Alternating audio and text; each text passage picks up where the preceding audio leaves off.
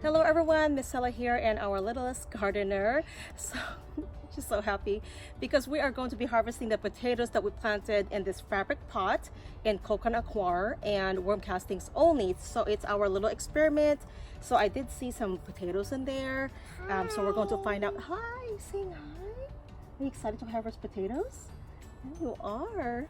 So let's take a look, and then I'm going to save this coconut coir and let it dry and reuse it. So coconut coir is safe to reuse for potted plants because it does not harbor diseases normally or even pests. So we're just going to let this dry for the next couple of weeks. We have sunny days coming ahead, and I'm going to save it for other plants later on to use. Potato. Yeah, there's a potato in there. So I'm going to put on some gloves because the coconut coir can be a little sharp, and I actually have gotten some splinters on my hands when I didn't use gloves.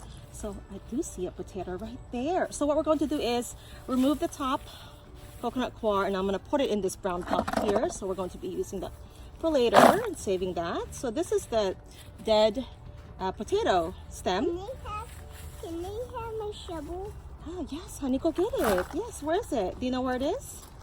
I see some potatoes here. Oh, she's putting a plant marker on it. What's that? Look. We know what it is. Do you know what that is? A potato. Yes, it is. So here's the plant that it grew from.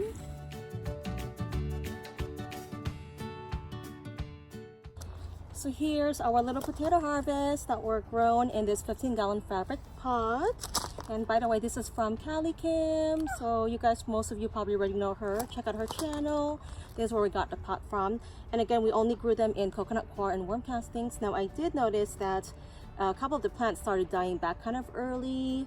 I think it's from lack of water. We weren't really as consistent with watering, especially when we had those heat waves. So even though it's a small batch of potatoes, it's still fun for the kids because it's a great experience for them, and she is actually so happy. Do you want to show them the big one? Oh, she's putting them in a basket. Good job, honey. So I'm going to actually dig up some more of baby potatoes on the other garden box where some of the potato plants died. They pretty much dried up, so I didn't really water them when it was hot. I'm trying to conserve water, so I don't really want to use much city water, trying to keep the water bill low. So usually just watered most of the potted plants. So the in-ground potato beds, some of them did kind of dry up a little bit because they didn't mulch it enough. But anyways, we'll go grab some of those baby potatoes as well. So I have some volunteer potato plants in this garden box, and as you can see, they've all dried up. Tomato. Oh, you found a tomato.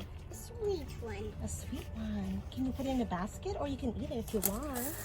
Okay, so yeah, there are some baby red. What's this one? Oh, this is from the Jerusalem artichoke. Oops, I'm going to bury that back.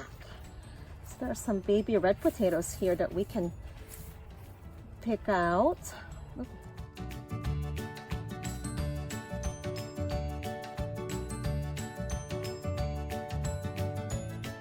So what did we find? Red potatoes. Lots of red potatoes. I didn't think we'd find that many. So they're still kind of small, but that's okay. Those will be yummy and tender. They will be yummy. Yes, they will be. Good job, honey.